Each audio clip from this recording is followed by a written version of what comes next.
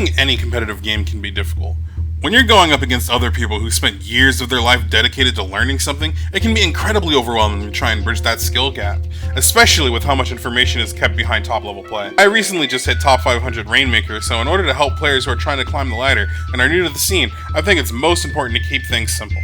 With that in mind, here's 5 easy and simple weapons to learn competitive Splatoon with. Starting off with the bread and butter, and my personal weapon of choice is the Splattershot. Splattershot is no stranger to being a decent choice, and it's one of the earliest weapons unlocked in Splatoon. It's fairly easy to see that it's not the most difficult weapon to process. Shot has a history of absolutely running away with meta games in the Splatoon series, and the third game is no exception. Pretty much since the first few patches, Shot has been the easiest weapon that's on every top 10 list. It isn't just a jack of all trades, but more like a queen. By no means is Shot better than everything, but it is pretty amazing in just about all aspects besides range. It has no shortage of kill time, paint per second, and many more aspects that make it absolutely gross. If you enjoy being a Slayer but want to be able to cover pretty much every role your team will ever need, the Splattershot is a great choice to learn. Getting good at Splattershot is basically synonymous with getting good at Splatoon. As you grow as a player, Shot grows with. Having a pocket Splattershot or even a main one will always be helpful from beginning to end. You can run pretty much anything you'd like on this and get value, but if you want specific gear to try out, I have some sub perks I'd recommend in the video.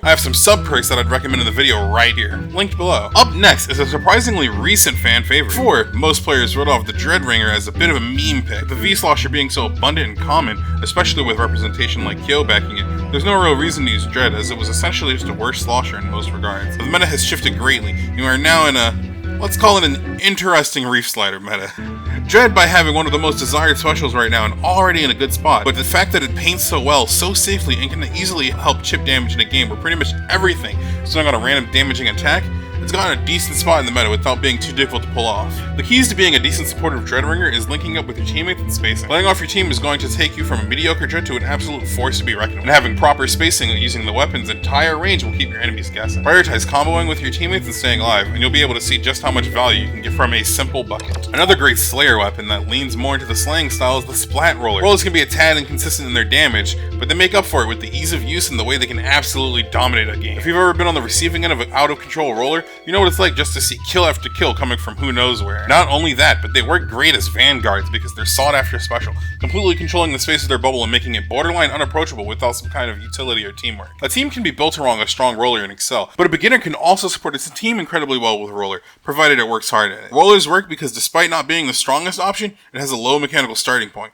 allowing it to be picked up easily and letting you work on other skills. For those of you who prefer being more of a supportive warden, HeavyEdit Splatling is going to be a great fit. This weapon is again another top level relevant weapon and fairly easy to pick up and understand. HeavyEdit is able to deliver a crucial special to its team, giving its users something to constantly be thinking about and working towards. Furthermore, due to its special being synergistic with team coordination, it forces these players to think about where they are putting their cooler, and linking up with teammates to make more powerful pushes quickly. High fire rate and range, its kill time also makes it so that as long as you are ready for a fight and looking at your opponent, you have a very hard time losing straight up 1v1s with anyone that has a comparable range to you. An honorable mention to the ZNF Splat Charger. While this weapon does teach great fundamentals, it's a bit more difficult than the other things on the list, and particularly requires you to have good aiming fundamentals and discipline for preserving your life. If you're interested in learning the ZNF though, there's a great Splatoon 2 Charger video with your name on it. Lastly, but certainly not least, is the CRB. The custom range blaster often gets a bad rep for being a brain-dead and uninteractive weapon that promotes unskillful play, but I don't think anything could be further from the truth. While it is a fairly easy blaster to understand,